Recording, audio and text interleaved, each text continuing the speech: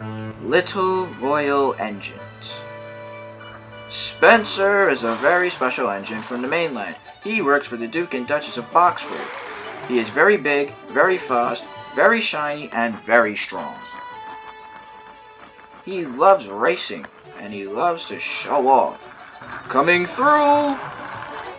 One day, Spencer was going very fast, and then something snapped. And he stopped. Spencer was stuck. Your tubes are leaking and your safety valve has burst, called his driver. Spencer was embarrassed.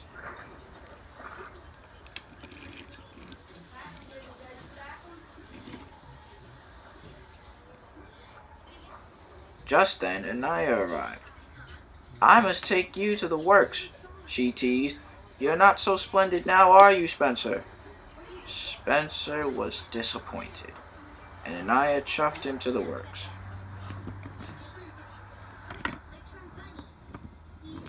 He knew he'd be there for ages.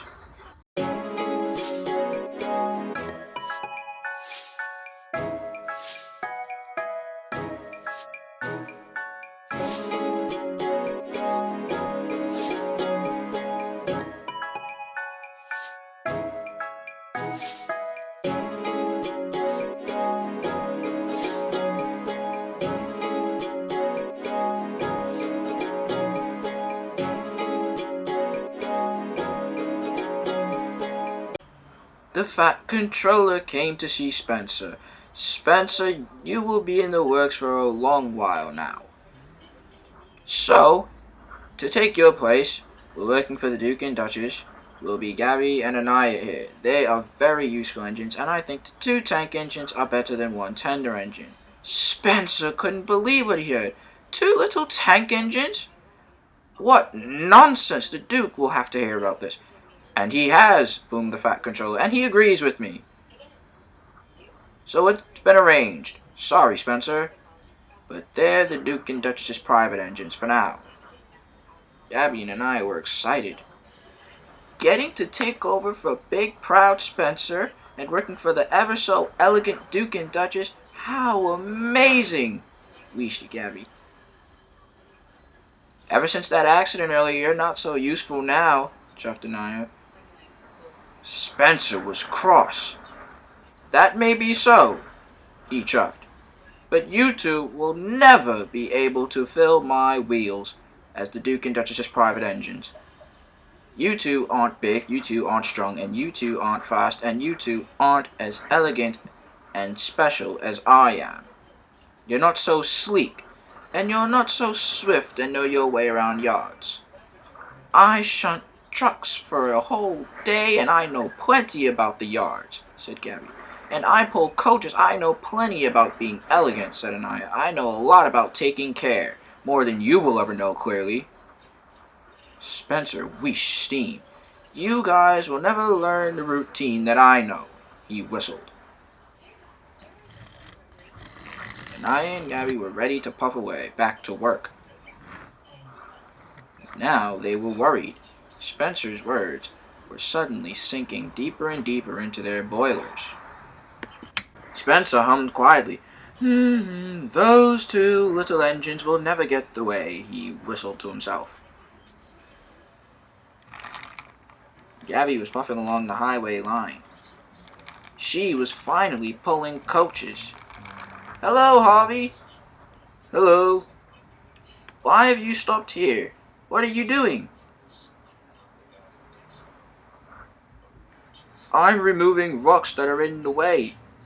I'm sorry, but this'll take just a few moments, said Harvey. No worries. A royal engine can wait. Then there was trouble. Oh, no. You're not such a royal engine, said Diesel.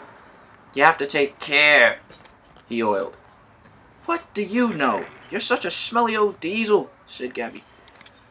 Oh, don't worry, I'll help you, said Harvey. Those rocks can be troublesome on this part of the line.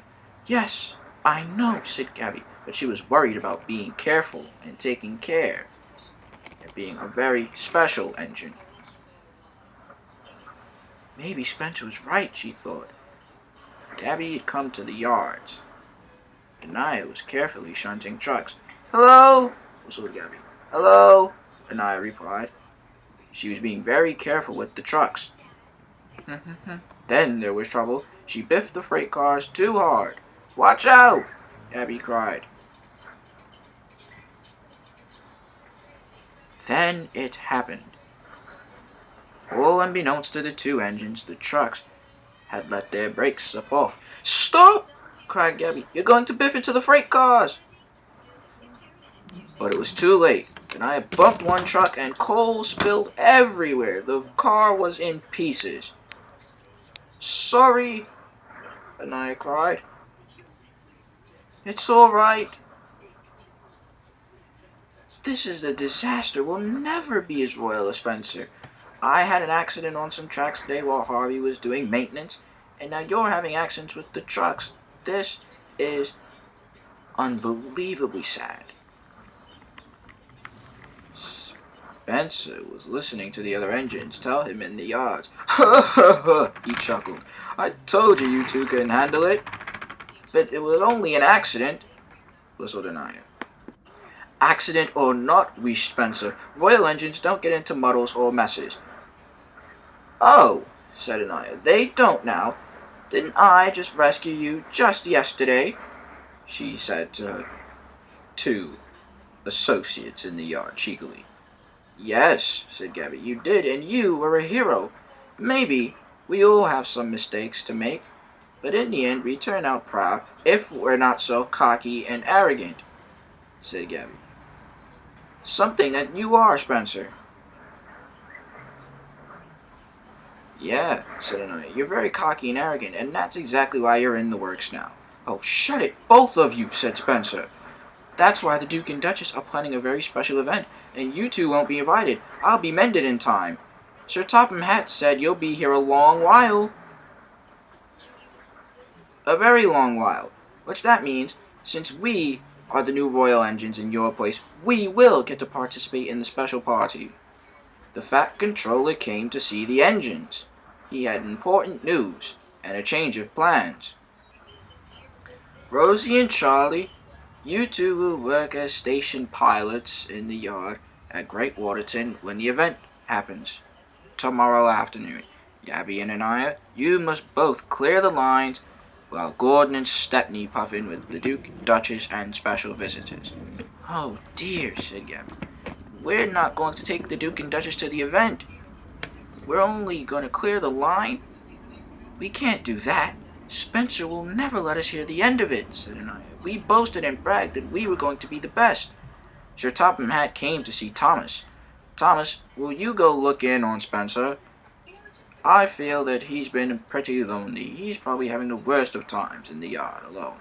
"Of course, sir," puffed Thomas. "Right after the event now." "Be quick," said Sir Topham Hatt. Spencer was cross. "I can't wait to go over back to the mainland. Even though it's not so sunny there, they treat me like family." The great day came. All the engines were very excited. The Duke and Duchess were very special visitors. Gabby puffed through the line, and Ania followed. "Here they come!" they cried.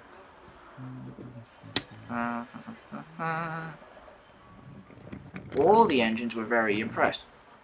Then they could see Gordon and Stepney in the distance, and the signal finally changed, allowing them to puff steadily through.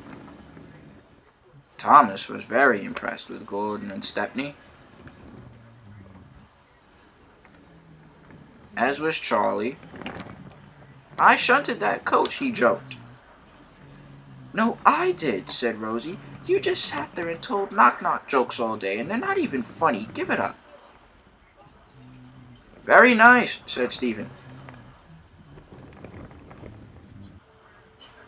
"Well," said Bill, "I hope they'll have time to talk to me, as I am the pride of the cement quarry."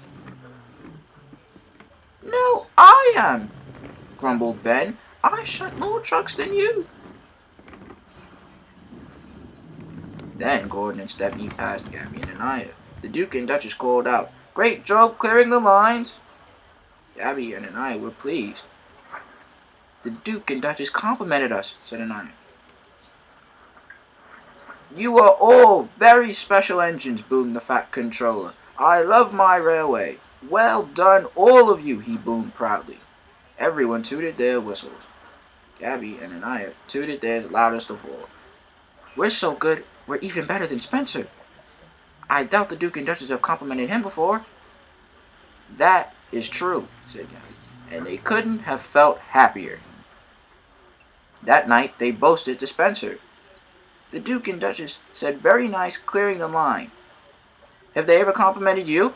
Asked Gabby. Indeed they have. They call me the fastest engine in the world.